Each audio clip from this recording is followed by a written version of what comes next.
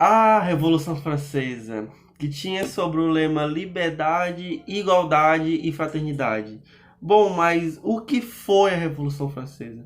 Para nós entendermos, pelo menos, o que deu início à Revolução Francesa, nós temos primeiramente entender como era dividida a sociedade da Revolução Francesa.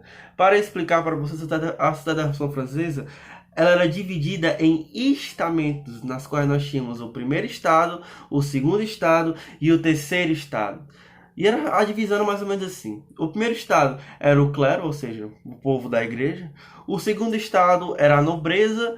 E o terceiro estado era o povão, ou seja, os camponeses, os trabalhadores, os artesãos, todo o resto da população que compunhavam a cerca de 97% da população. Bom, mas como era a França pré-revolucionária? Como era a França antes da Revolução? A França antes da Revolução, ela tinha uma forma de governo baseada em uma monarquia absolutista, ou seja, o rei ele comandava todo aquele país, o rei era o centro de tudo. E nós também tínhamos uma estrutura social desigual, na qual nós tínhamos uma alta tributação de impostos sobre o terceiro estado. E galera, o terceiro estado compunhava cerca de 97% da população, ou seja, era 97% da população francesa sofrendo com altas dívidas e impostos sobre ele. Além disso, nós tínhamos também as questões, além das questões sociais, nós tínhamos algumas questões de crise econômica que estava passando na França. E essa crise econômica, ela se dava justamente pela Guerra de Independência Americana, com os gastos, pelos gastos da Guerra de Independência Americana, já que a França ajudou os Estados Unidos na Guerra de Independência. Nós tínhamos a derrota da Inglaterra na Guerra dos Sete Anos e as finanças do Estado, que estavam prejudicadas desde o governo de Luís XV. Todas as questões sociais e de crise econômica vão fazer com que o rei crie uma série de assembleias. Bom, pessoal, uma dessas assembleias era chamada Assembleia dos Notáveis, não aconteceu em 1687, na qual o primeiro e o segundo estado eles vão se juntar para poder resolver a crise que está acontecendo na França. Porém, a decisão tomada por eles era aumentar os impostos sobre o terceiro estado. Isso vai fazer com que cause uma série de revoltas. Só que 2 anos depois nós vamos ter a chamada Assembleia dos Estados Gerais.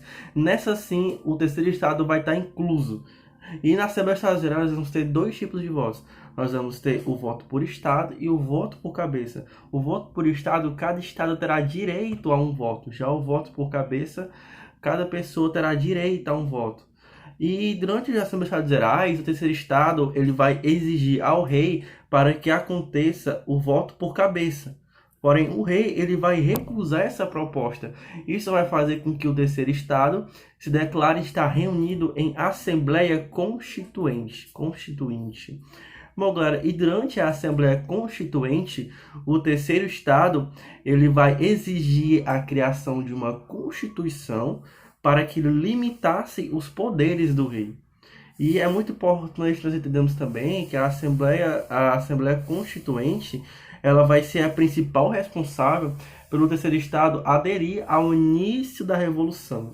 Ou seja, recapitulando um pouco, o que vai trazer principalmente o início da Revolução Francesa? Nós vamos ter as questões sociais, na qual o terceiro estado estava sobre uma grande quantidade de impostos sobre eles, enquanto a nobreza mantinha a sua vida de luxo.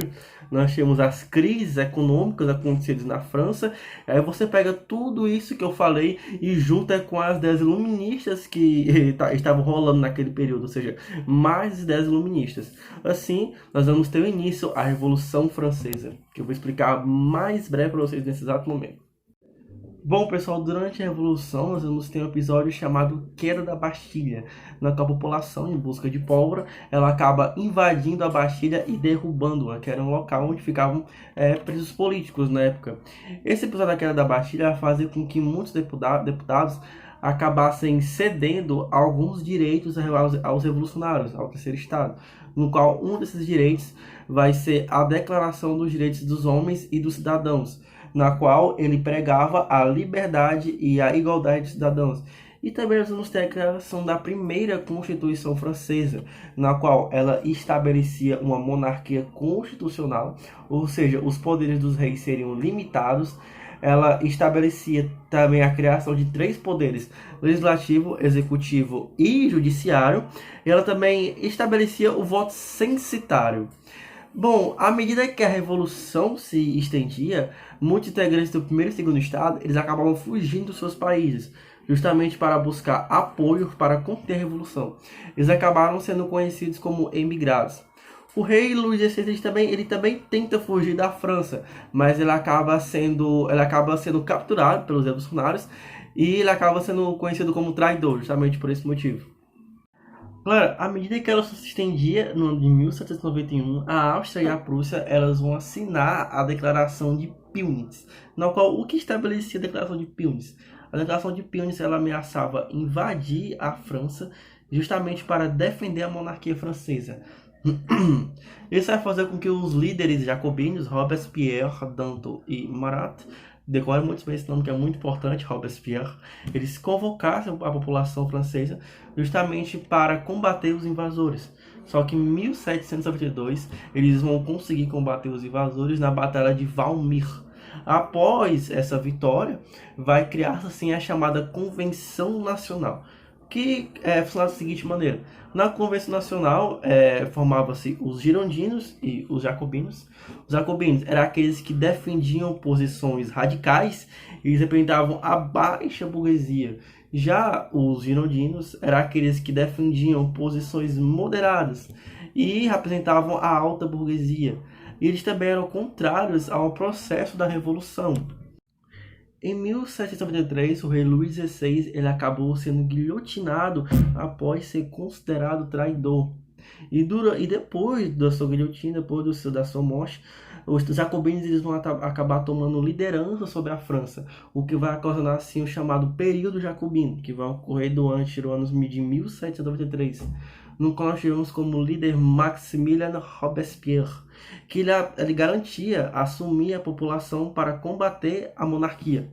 E foi durante o período de Robespierre, o período jacobino, que nós vamos ter a criação de uma nova Constituição, conhecidas como Constituição do Ano 1, na qual nós tínhamos como medidas o ensino público gratuito, o fim da escravidão nas colônias francesas e a lei do preço máximo, que tinha como objetivo tornar acessível alguns tipos de mercadorias, como alimentos, produtos, já que a inflação naquele período era muito grande. E também foi no período de Robespierre que nós tivemos o chamado período do terror, na qual todos que fossem contra a revolução naquela época eram levados a guilhotinas. Galera, nós temos que entender que durante o período do terror nós tivemos a morte de diversas famílias e diversos líderes religiosos, justamente por um pensamento diferente do que muitos radicais tinham naquela época. The slightest suspicion of counter-revolution was met with death. Mere rumors and speculation, so many of us meet our end. Families torn apart by Robespierre's reign. A reign of terror. Hundreds of thousands dead. Streets run red with blood. Em 1794, os girondinos eles acabam retomando ao poder na França, o que ficou conhecido como Reação Thermidoriana, ou Nova de Thermidor.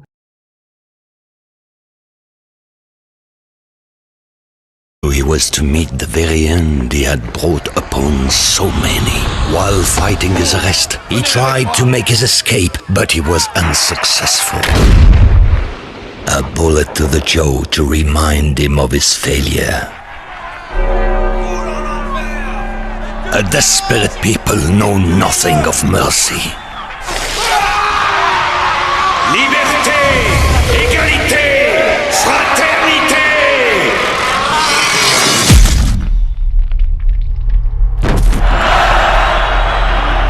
Nova de Thermidor.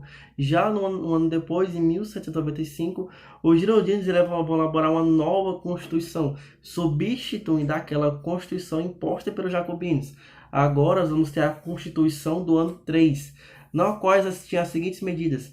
Ela iria restabelecer o voto censitário e o poder executivo ele passaria a ser liderado por um diretório. Já no ano de 1799, um soldado francês ele acaba ganhando destaque, na qual ele tinha como nome Napoleão Bonaparte, na qual Napoleão Bonaparte ele acaba exercendo um golpe de Estado que ficou conhecido como golpe de 18 Brumário, na qual a partir desse golpe de Estado ele vai pôr um fim ao diretório e à própria Revolução Francesa. Assim, finalmente nós vamos ter o fim dessa revolução. Bye.